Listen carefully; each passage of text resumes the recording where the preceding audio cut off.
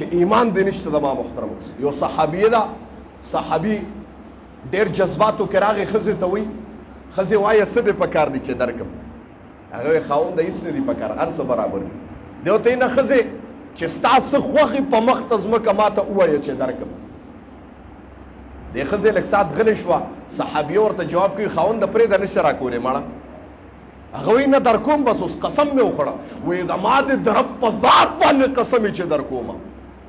وایي ښه، وایي سوچ مې وکړه، وایي سوچ مې پې وکړه، قسم دې وخوړه؟ ها قسم مې وخوړه.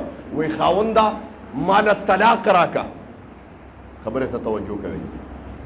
دا خاوند ډېر حیران شه، صحابي ډېر حیران دی. ښځې څه چت شوی دی؟ زما ستا خو 10-11 کاله د واده وشو، او په دا 10-11 کاله کې زما او ستا په مابین کې ترخه خبره هم نه ده راغلې، ته طلاق ولې غواړې؟ دا ورته ښځه ورته جواب کړي، ما وویل خاونده نشي راکولی، بس پرېږده، ما درته مخکې نه ویلي ته نشي راکولی، واده او قسم دې م وخوړه. دا سړی وایي ګنې ګپ لګوي.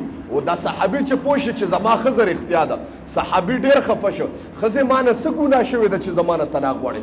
10-11 سال وشو، زما او ستا په مابین کې چېرته ترخه خبره نه ده راغلې، تا باندې چېرته مصیبت نه ده راغلی، وایه ولې طلاق غواړې؟ دا زنانه ورته وایي، وایي صحابي تا ما سره وعده کړې وه چې طلاق به در کوم، ما مخکې نه وویل ته طلاق نشي راکولی، که طلاق راکولی شي راکړه، بیا دوباره جواب مه کوه. دا صحابي وایي دا فیصله عام فیصله نه ده، د طلاق فیصله زه خپله نشم کولی. راشه آقا نامدار محمد عربي د محمد رسول الله دربار ته دې بوځم چې نبی علیه السلام څه فیصله وکړه هم هغه به کېږي. وایي دا صحابیه او صحابي دواړه روان دي، قسم دې زه وایم د صحابي د زړه نه زما رب خبر دی، الله زما نه ښځه طلاق ولې غواړي، په لاره روان دی، ګویا په غم کې تندک و، راپرېوته وینه ترې وبهېده. دغه صحابیه لوپټۍ وشلوله، هلکه په لوپټه باندې ونه خپه وګنډله.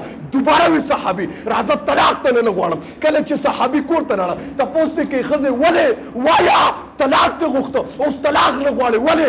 دا صحابیه ورته وایي راځه کور حل ویم. کله چې کور ته ورسېده، صحابیه ورته جواب کوي، وایي قسم دې ما د محمد رسول الله نه جمله اورېدلې ده. کله چې یو انسان کې ایمان قوي شي، د ایمان جذبه ډېره شي، او زما رب ته خوښ شي، زما رب یې په دوستۍ ونیسي، پریشانۍ پې داسې راځي لکه اوبه چې د بره نه پښکته را روانې. زما تا سره 10-11 سال وشو، په دا 10-11 سال کې پتا باندې ما غم درد ونې لیده. ما وی ته چېرته بې ایمانه نه، او زه ته بې ایمانه په نکاح کې نیم، ما ځکه طلاق وغوښته. لیکن کله چې پتا باندې لار کې غم راغی، وینه وبهېده، ما ته پته ولګېده ستا ایمان قوي دی، طلاق نه غواړم. تو چوک سره سبحان الله.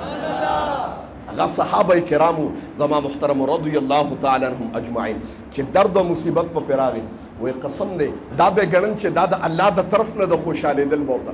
زم الکه بیماری د الله د طرف نه یو نعمت دی زما محترم، یو درد را باندې موږ په ایمان مجمل او مفصل کې الله سره وعده کړې ده. د تبلیغیانو حضراتو نه به تاسو اورئ چې والقدر خیره و شره من الله تعالی، خیرم زما د رب د طرف نه دی او شرم زما د رب د طرف نه دی. او زمو ستا د مسلمانانو عالم سره چې لږ د تکلیف فاقا د رزق تنګې راشي، قسم دې بیا چغې وم درد د مسلمان درد ته ولاړم. داسې کېږي که نه کېږي زما محترم؟ چغې بیا زما الفاظ د خو یاره چې دې خدای زه لیدلی یم، الله زه ګوره لیدلی یم او راپرزولی یم.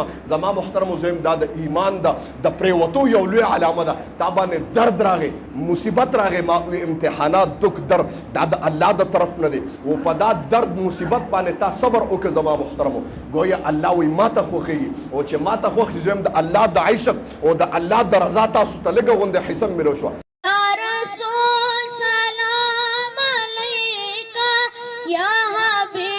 سلام علیکا سلام